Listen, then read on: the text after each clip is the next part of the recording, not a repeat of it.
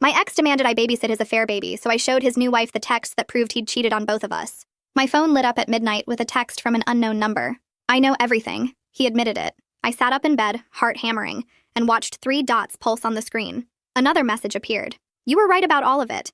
Then the screenshots started flooding in. Simone and my ex-husband arguing in their kitchen. Timestamps showing 20 minutes ago. His face red and twisted in one photo. Her holding the baby with tears streaming down her face in another. Then came the text messages between them, his desperate backpedaling captured in real time. I never said we were separated, you misunderstood. The timeline got confused, that's all. She's twisting everything to hurt us.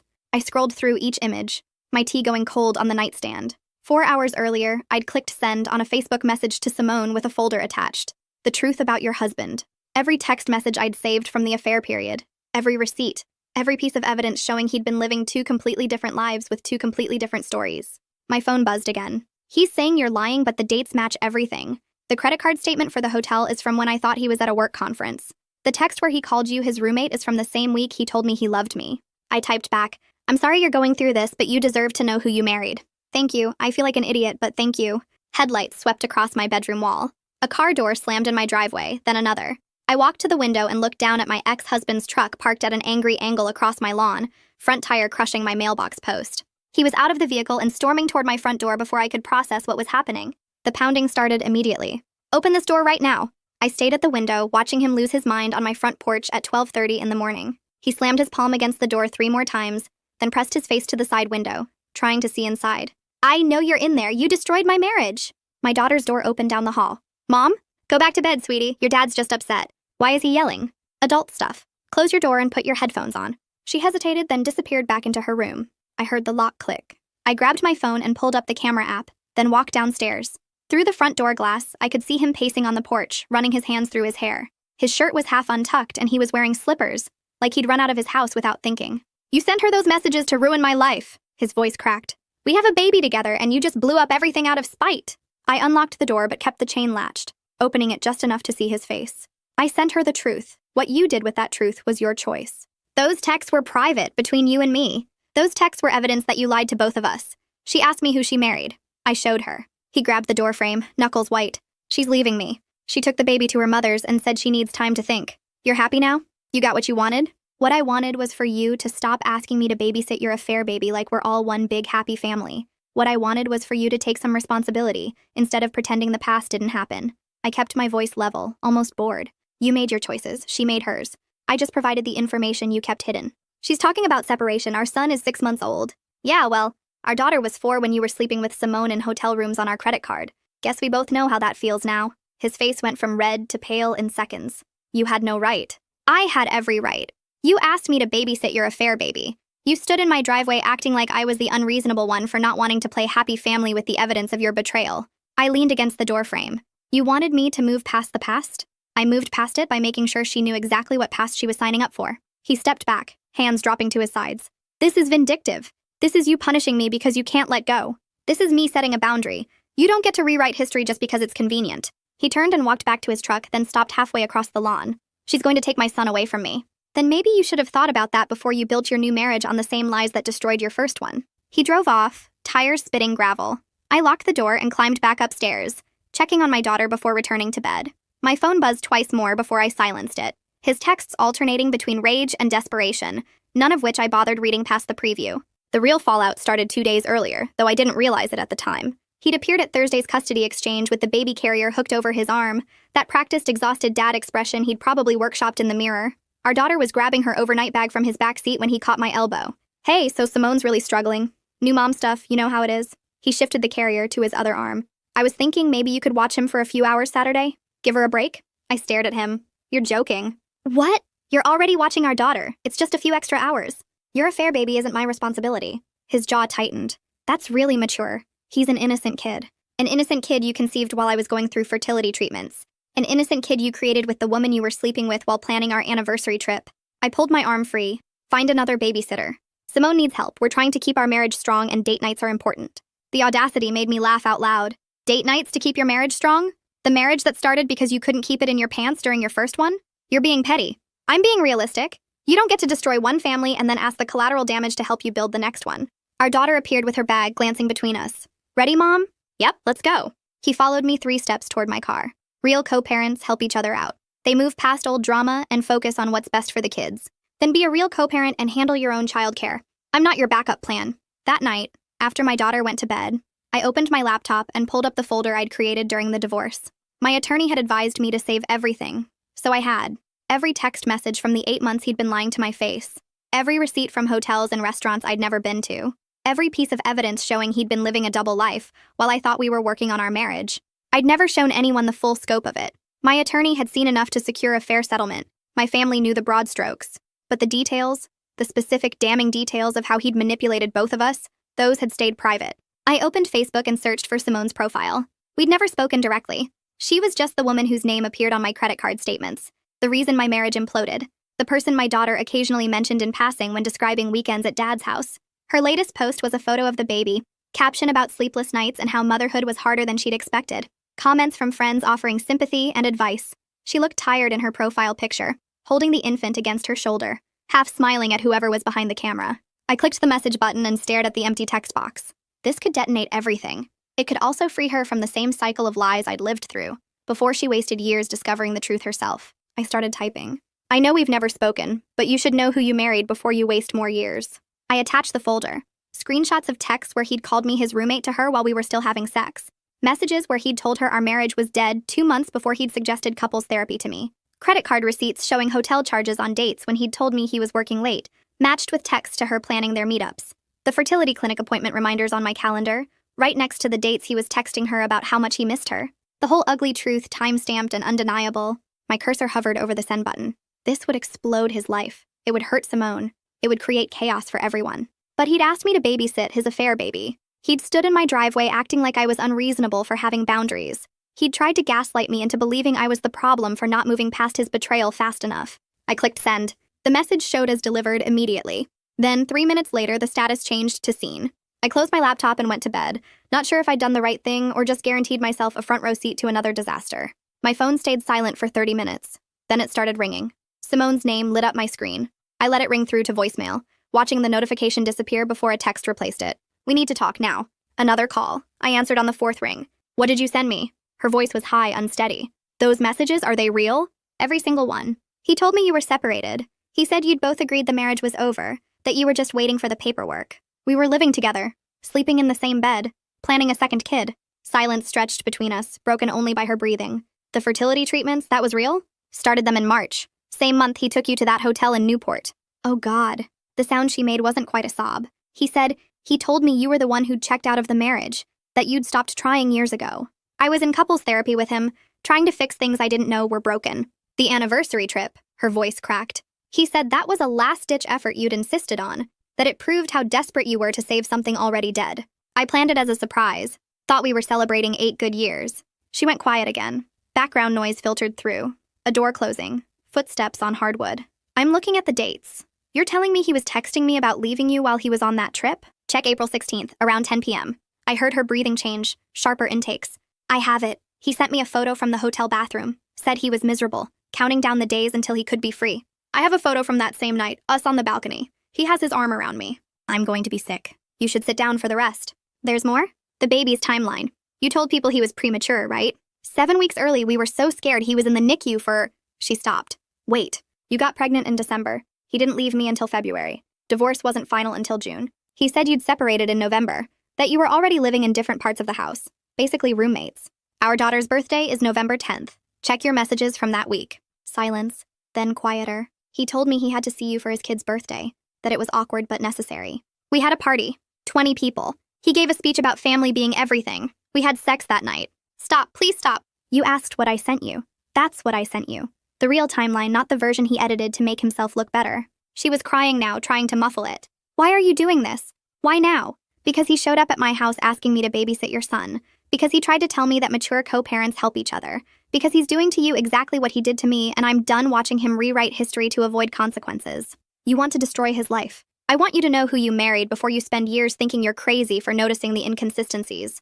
Before you waste time trying to fix problems he created. Before you become me, standing in a lawyer's office realizing your entire marriage was a performance. I need to go. She hung up. My phone stayed dark for 15 minutes. Then notifications started rolling in. Missed call from my ex. Text message. What did you do? Another call, another text. Simone won't talk to me. She locked herself in the bedroom with my phone records. I turned the phone face down and went to check on my daughter. She was asleep, one arm hanging off the bed, her nightlight casting shadows across the ceiling. I pulled her blanket up and stood in the doorway longer than necessary, watching her breathe. Downstairs, my phone was vibrating against the kitchen counter in steady intervals. 7 missed calls, 12 texts. She's reading everything. You had no right to those messages. This is between us, not her. Call me back. I'm serious, call me right now. You're destroying my family out of spite. She's talking about separation. Are you happy now? I poured a glass of water and sat at the counter, phone still buzzing. The texts kept coming, his tone cycling from anger to desperation and back. I know I hurt you, but this is too far. Think about the kids. My son needs his parents together. You're being vindictive. This is who you really are. I typed one response. You destroyed your own family, I just showed her the receipts. My phone rang immediately, I declined it, it rang again. On the 5th call, I answered, Stop. You sent her everything? Years of private conversations? Nothing was private. You were lying to both of us simultaneously. That's not privacy, that's fraud. She's crying. She won't let me explain. What's your explanation? That you accidentally lived a double life for 8 months? That you forgot you were married while texting another woman about your future together? The situation was complicated. It really wasn't. You wanted both of us and you lied to make that possible. When I found out, you married her. Now she's finding out. And you're shocked there are consequences. I love her, I love my son, you're taking that away from me? You took it from yourself the second you built a relationship on lies. This is revenge, pure revenge. This is information. What she does with it is her choice, which is more than you gave either of us. If she leaves me, then you'll know exactly how it felt when you blew up my life. Difference is, I didn't see it coming. She gets to make an informed decision. He was quiet for a moment. You're a bitter, angry person who can't move on. I moved on. You just don't like where I moved to. I hung up and blocked his number. He'd have to communicate about our daughter through the parenting app like the custody agreement specified. No more phone calls, no more texts, no more chances to spin his version of events. My phone buzzed one more time. Simone. I confronted him, he admitted it, all of it. My hands were steady as I typed back. I'm sorry. He said he lied about the timeline to protect everyone. That he didn't want to hurt me by admitting he was fully married when we started. That's not protection, that's covering his tracks. I asked about the fertility treatments. He said you'd pushed for them, that he'd gone along with it to avoid a fight, but he already knew the marriage was over. I have the clinic receipts. He scheduled half the appointments. I know. I looked at the screenshots again. He was texting me about our future while making appointments to have a baby with you. What are you going to do? 3 dots appeared and disappeared. Appeared again. I don't know. I need to think. Take your time. Just don't let him convince you that you're remembering wrong or being dramatic. That's what he does. He's already trying. Saying I'm overreacting, that this was years ago and doesn't reflect who he is now. Does it feel like years ago? No, it feels like yesterday. Like everything I thought I knew just shifted. Yeah, that's accurate. I have to go. He's at the door. Be safe if you need anything. I won't, but thank you, I think. The conversation ended. I set my phone on the counter and stared at the dark screen, waiting for the next wave of fallout. It came an hour later. My ex's brother called from a number I didn't have blocked. I answered out of curiosity. You happy with yourself? His voice was sharp. My brother's a mess. His wife's leaving him. His kid won't have his parents together. Your brother made choices. I just made sure everyone knew what those choices were. He made mistakes. People move on. People move on when they're told the truth, not when they're fed an edited version designed to make the liar look better. Simone didn't need to know all that. Simone deserved to know all that. She married him thinking he'd left a dead marriage. She had a right to know he was actively trying to save that marriage while sleeping with her. You're bitter. I'm honest. There's a difference. He hung up. 2 more calls came from numbers I didn't recognize. I stopped answering. My daughter came downstairs an hour later, rubbing her eyes. Mom? Your phone keeps buzzing. I know, sweetie. Go back to bed. Is Dad okay? Dad's fine, just some adult stuff. She hesitated in the doorway. He seemed weird at pickup, like nervous. Everything's fine, I promise. She went back upstairs. I silenced my phone completely and opened my laptop, half expecting an email or a message on some platform I'd forgotten about. Nothing yet. Just the waiting, the space between detonation and collapse. The real chaos would start tomorrow, when Simone had time to process and my ex had time to strategize. Tonight was just the aftershock, the initial wave of panic and blame.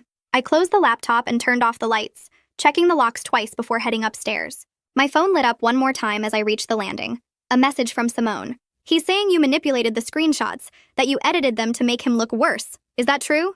I typed back immediately. Every message is unedited. If he wants to prove otherwise, tell him to pull his own phone records. He won't. That tells you everything you need to know. Her response came fast. Yeah, it does. Simone's call came at 6 a.m. I'd been awake since 4, staring at the ceiling, waiting for the next round. I left. Her voice was hollow. Packed a bag while he was in the shower and drove to my mom's. Are you safe? He doesn't know where she lives. I never brought him here. She never liked him. A bitter laugh. Guess she was right. What did he say after I texted you back? He tried explaining. Said the screenshots were out of context, that marriages are complicated and I didn't understand what he'd been going through with you. I asked him to show me his phone records then, prove the messages were fake. And? He said his phone was old and he'd switched carriers, that the records would cost money to retrieve, and why was I so obsessed with the past instead of our future? She paused. Then I asked about the fertility treatments, whether he remembered scheduling those appointments while texting me about moving in together. The line went quiet except for background noise, a television playing low, someone moving dishes. He cried, actual tears. Said he'd been trapped, that you'd pressured him into trying for another baby when he knew the marriage was dead, that he went along with it because you'd threatened to take his daughter away if he didn't try harder. That's not what happened. I know, because I have the messages where he's texting you about baby names while telling me he couldn't wait to start fresh with someone who actually wanted him. Her voice cracked. I watched him lie to my face using the same tactics he used on you. The tears, the victim act, the way he turned it around so I felt guilty for asking questions. That's what he does. I asked about the timeline one more time. Point blank. When did he actually leave you? Not when did he file paperwork. When did he physically leave the marriage? She took a shaky breath. He said January. That he'd moved into the guest room and you'd both agreed it was over. You just hadn't told anyone yet. Our anniversary trip was in April.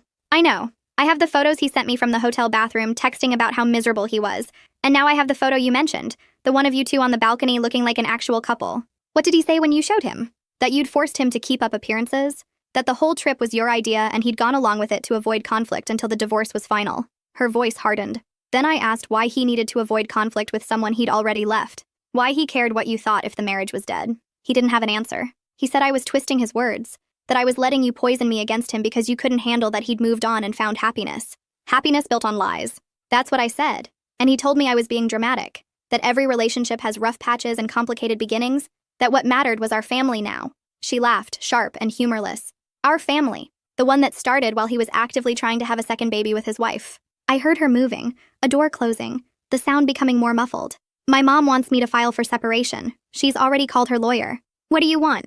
I want the last 2 years back. I want to unknow everything. I want my son to have a father who isn't a liar. Her voice dropped. But since I can't have any of that, I guess I want out before he does this to someone else. He's already texting me, saying you're overreacting. Of course he is. What else is he saying? That I'm destroying his family out of spite. That his son needs his parents together. That I'm being vindictive and this is who I really am. You didn't destroy anything. He did that himself. He just doesn't want to face it. That's what I told him. She went quiet. I could hear her breathing, trying to steady herself. The baby shower. You know what he told people at the baby shower? What? That we'd gotten pregnant on our 3rd date. That it was unexpected but felt like fate. Like the universe was telling us we were meant to be together. Her voice shook. I believed him. I stood there 8 months pregnant telling people how magical our story was while he smiled and played the devoted partner. Simone, the baby wasn't premature. That's what I'm realizing. He was full term. I just told everyone he came early because the dates didn't line up with when we supposedly started dating. She was crying now. I lied to my own family to protect his timeline. I convinced myself the doctor was wrong about conception dates because my husband seemed so sure, and I didn't want to be the paranoid girlfriend accusing him of lying. He's good at making you doubt yourself. I feel like an idiot. You're not? He's a professional liar? That's different. I need to go. My mom's making breakfast and I need to figure out what to tell my son when he asks where daddy is. Tell him daddy made some mistakes and mommy needs time to think. He's 7 months old. Then you have time to figure out what to tell him when he's older. She hung up. My phone stayed dark for 20 minutes before the next wave hit. My ex's mother called. I almost didn't answer, then decided I wanted to hear what version of events he'd fed his family. This is cruel. Her voice was tight with anger. Whatever you said to Simone, whatever lies you told her, you need to fix it. I didn't lie. I sent her screenshots of her husband's messages. You sent her private conversations taken out of context to make him look bad. The context is that he was married to me while sleeping with her. There's no context that makes that better. Marriages end. People move on. You can't punish him forever for finding happiness. I'm not punishing him. I'm making sure his new wife knows the truth about how their relationship started. She doesn't need to know every detail of what happened between you two. That's ancient history. It's not ancient history when he's still lying about it. When he's telling her he left me in January and I have proof he was trying to save our marriage in April. He was trying to be kind to you, letting you down easy instead of just walking away. He was trying to have both of us. That's not kindness, that's greed. You're bitter and you're taking it out on an innocent woman and her baby. That innocent woman deserves to know she married a liar. That baby deserves a mother who isn't being manipulated. If they break up, that's on you. Their son will grow up in a broken home because you couldn't let go. Their son will grow up knowing the truth instead of living in a house built on lies. I'm doing her a favor. You're destroying a family. He destroyed 2 families. I'm just making sure everyone knows the score. She hung up. 3 more calls came from numbers I didn't recognize, all family members I'd met at holidays and birthday parties. all calling to tell me I was bitter and vengeful and ruining a good man's life. I blocked every single one. My daughter came downstairs around 8, already dressed for school. Is everything okay? You look tired. Just work stuff, nothing to worry about. Dad texted me last night, said he might not be able to do pickup this week. Did he say why? Something about Simone being sick and the baby needing extra attention. She grabbed her backpack. Is the baby okay? The baby's fine. Dad's just dealing with some stuff. Adult stuff? Exactly. She left for the bus. I poured coffee and opened my laptop, half expecting an email from his lawyer threatening harassment charges. Nothing yet, but the day was young. Simone texted at 9. I filed this morning. My mom's lawyer took the case. How are you holding up? I keep thinking about all the times something felt off, and I talked myself out of it. The way he'd get defensive when I asked simple questions. How he never wanted me to meet you. Said it would be too awkward. He didn't want you comparing notes. Obviously. I asked him once why your divorce happened so fast. He said you'd both wanted out for years and finally pulled the trigger. Made it sound mutual and clean. It was neither. I'm learning that. A pause. He showed up at my mom's an hour ago. She wouldn't let him in. Is he still there? He left after she threatened to call the police. But he's texting nonstop, saying we need to talk face to face, that I'm making decisions based on your lies instead of our actual relationship. Don't meet him alone. I'm not meeting him at all. Not until I have the separation agreement drafted and he can't talk his way out of consequences. Good. He's saying his family thinks I'm being irrational, that everyone agrees I'm overreacting. His family doesn't want to admit they raised someone who could do this. Probably. Another pause. Thank you for sending me the truth. I know that sounds weird, but if you hadn't, I'd still be believing his version and wasting more years. You don't have to thank me. Yeah, I do. The conversation ended. I closed my laptop and stared at my phone, waiting for the next attack. It came 20 minutes later. A text from a number I didn't recognize. This is Amanda, from his CrossFit gym. You need to stop spreading lies about him. He's a good person going through a hard time and you're making it worse. I didn't respond. Another text. Simone is my friend and you're poisoning her against a man who loves her. Whatever happened between you two is your baggage. Leave them alone. I blocked the number. 2 more texts came from different numbers. Both people I vaguely remembered from his social circle. Both defending him and attacking me. I turned my phone off completely and went for a run, letting the cold air burn my lungs until my thoughts quieted. By the time I got back, my phone had 17 missed calls and 32 text messages. I deleted them without reading and opened the parenting app to document everything for the custody file. He'd made his choices. Now he got to live with all of them. The messages kept coming even after I deleted them. He'd switched tactics from rage to desperation, leaving voicemails that started calm and ended with him shouting about how I'd traumatized both his children by destroying their family structure.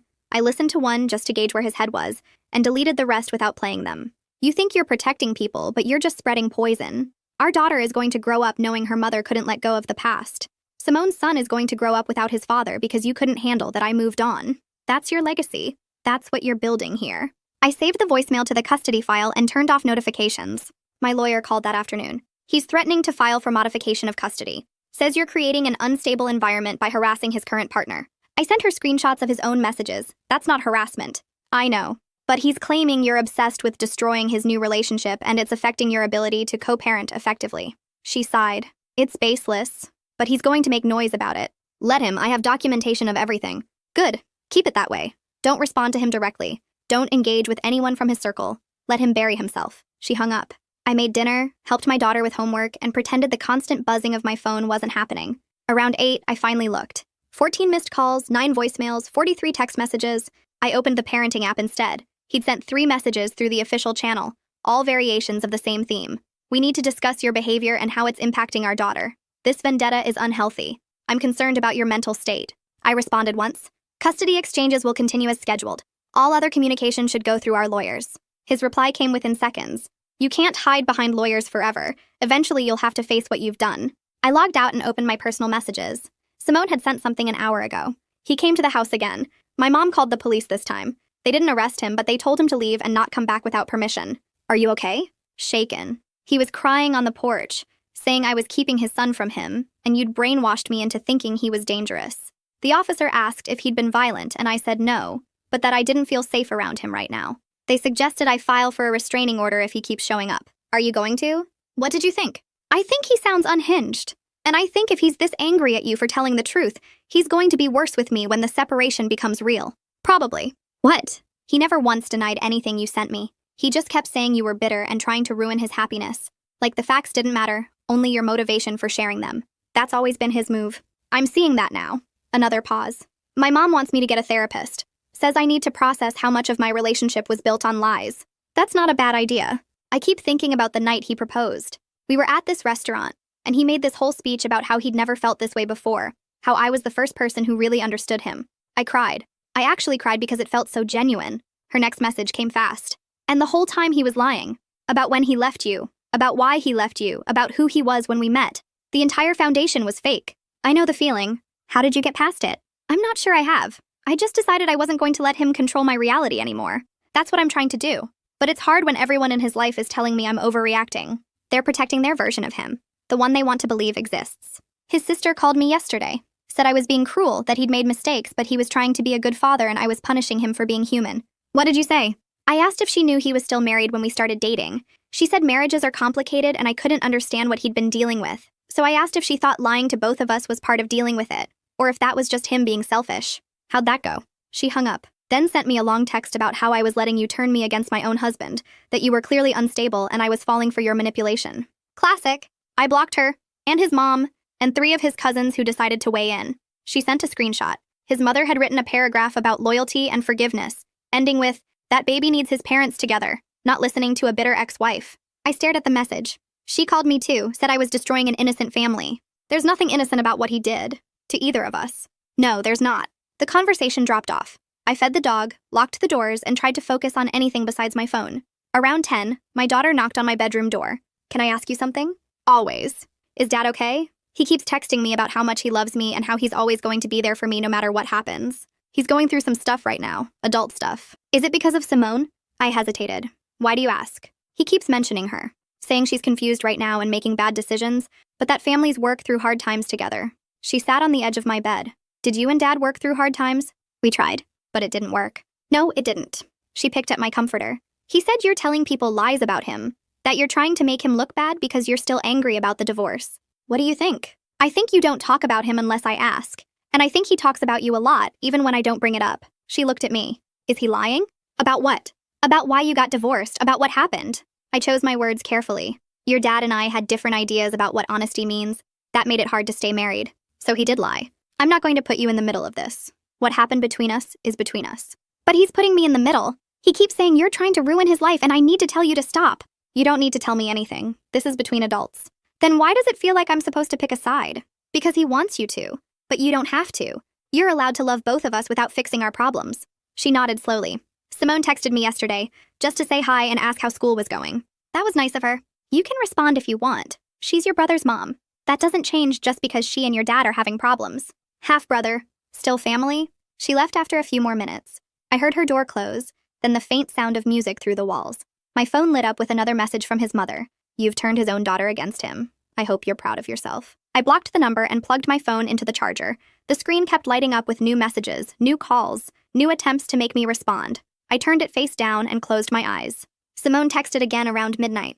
I saw it when I got up for water. I found more messages. On an old iPad he thought I didn't know about. He was talking to someone else the whole time we were dating. Before me, during me, after we got married. Her name was in his phone as Gym Buddy. I sat on the kitchen floor and typed back. "How are you holding up?" "I'm not. I keep finding new lies and it's like the ground keeps disappearing." She sent another message. "I thought I was special. That what we had was different from what you two had. Now I'm realizing I was just next in line." "You weren't next in line. You were convenient. That's different." "Not sure that makes it better." "It doesn't, but at least now you know." "Yeah, now I know." A long pause.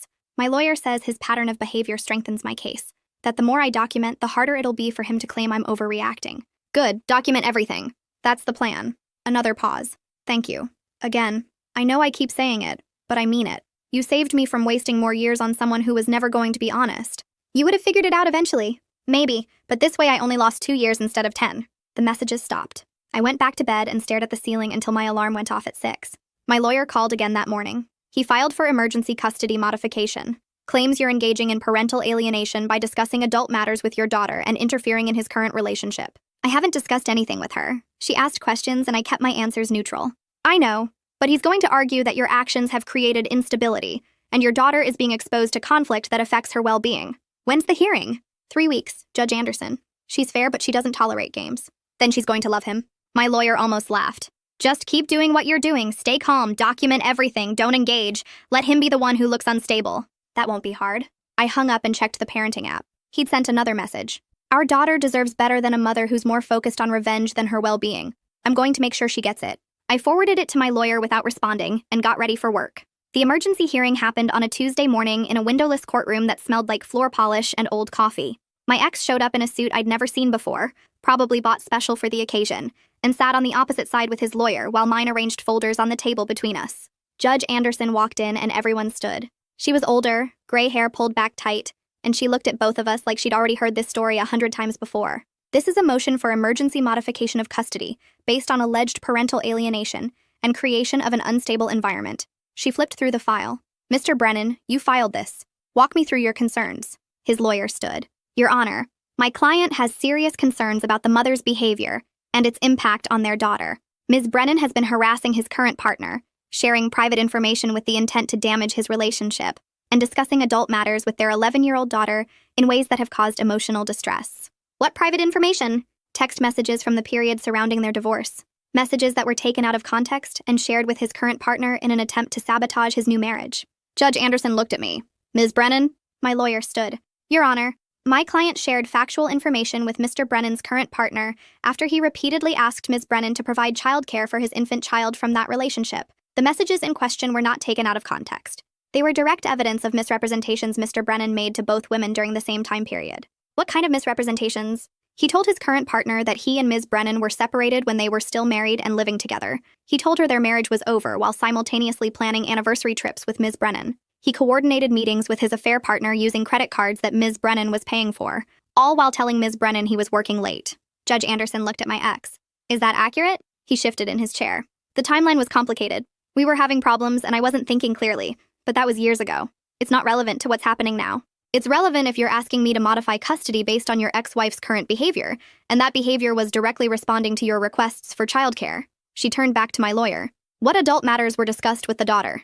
None initiated by my client. The daughter asked questions after Mr. Brennan repeatedly told her that her mother was lying about him and trying to ruin his life. Ms. Brennan gave age-appropriate answers and refused to put the child in the middle of adult conflict. Your Honor, she's been poisoning our daughter against me. My ex's voice cracked.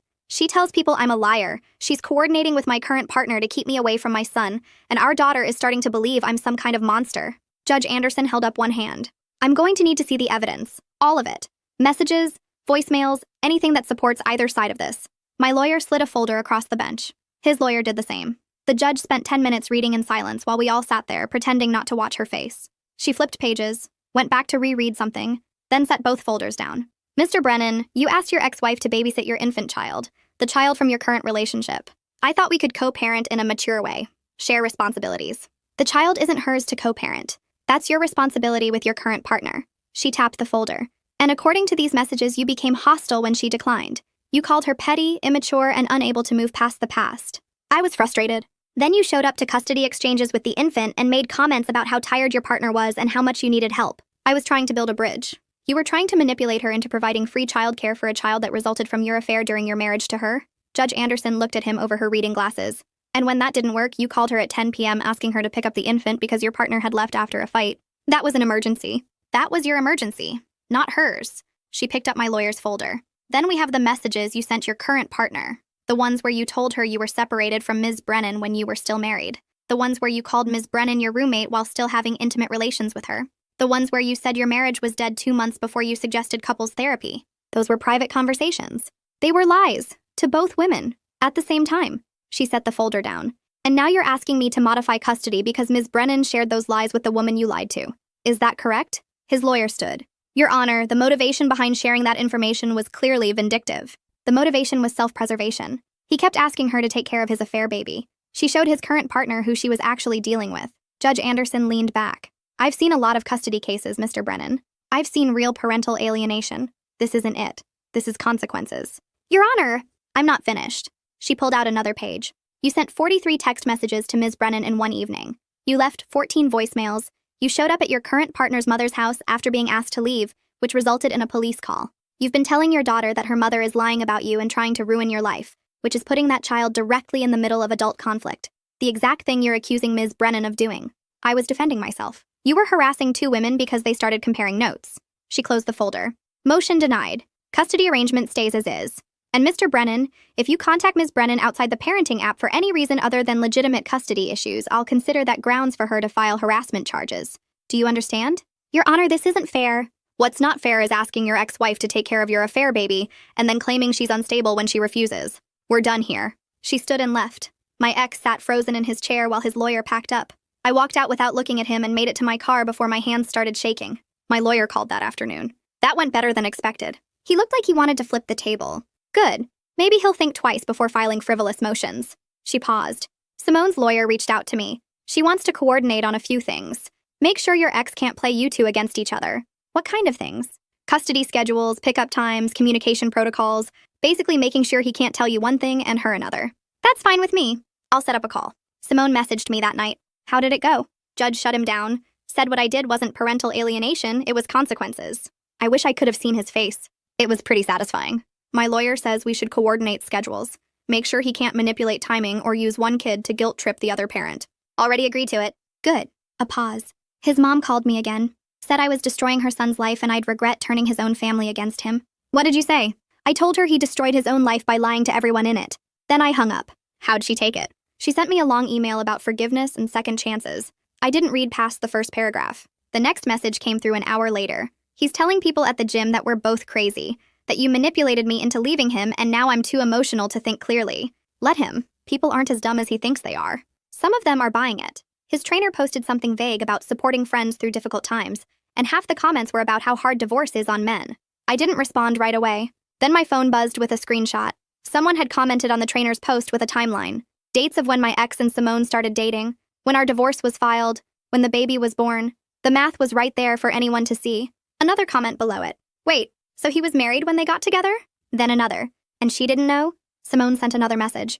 It's spreading. People are doing the math. I watched the post blow up in real time. More comments, more questions, more people suddenly realizing the story didn't match what he'd been telling them. Someone tagged his sister.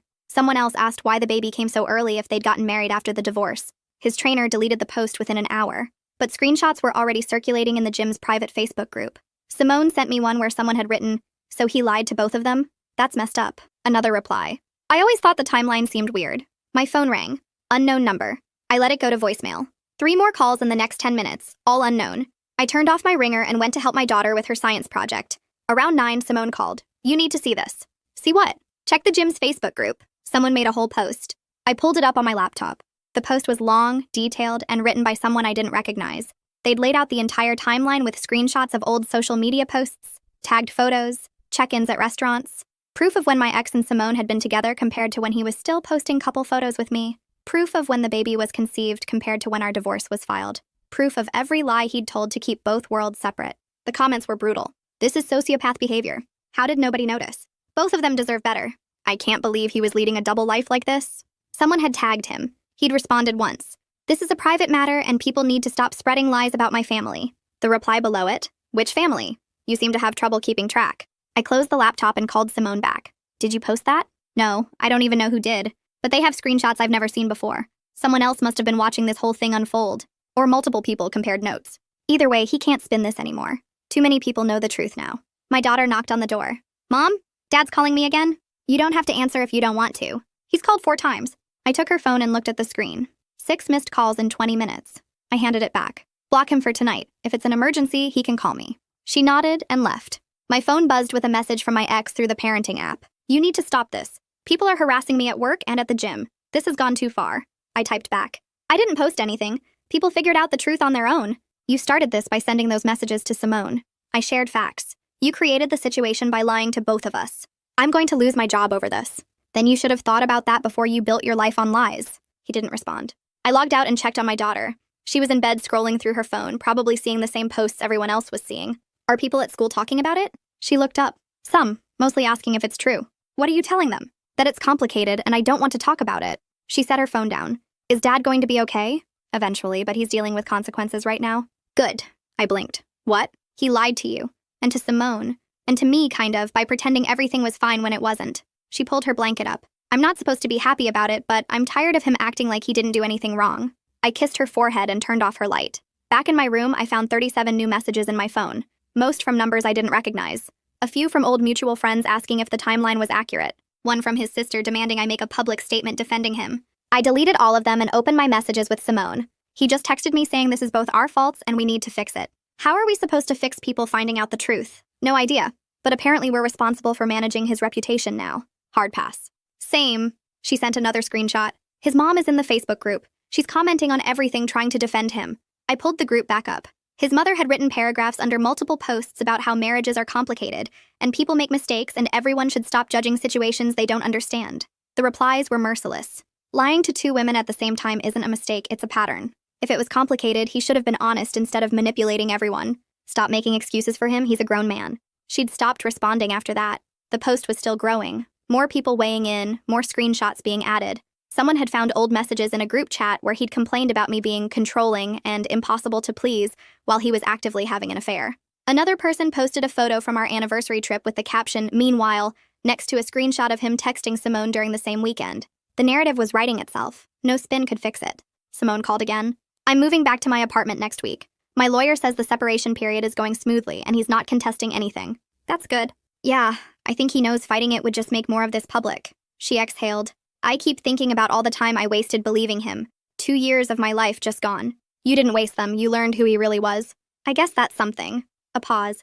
My mom wants me to go to therapy, process everything. That's not a bad idea. Are you in therapy? I was, right after the divorce. It helped. Maybe I'll try it. Another pause. Thank you. Again. I know I keep saying it. You don't have to keep thanking me. Yeah, I do. You could have let me figure it out on my own. But you didn't. We hung up. I checked the Facebook group one more time before bed. The post had been shared 43 times. The comments had hit 300. And somewhere in all of it, my ex's carefully constructed image had finally collapsed under the weight of his own lies. Thanks for watching. Don't forget to subscribe, like, and drop your favorite part in the comments. See you in the next one.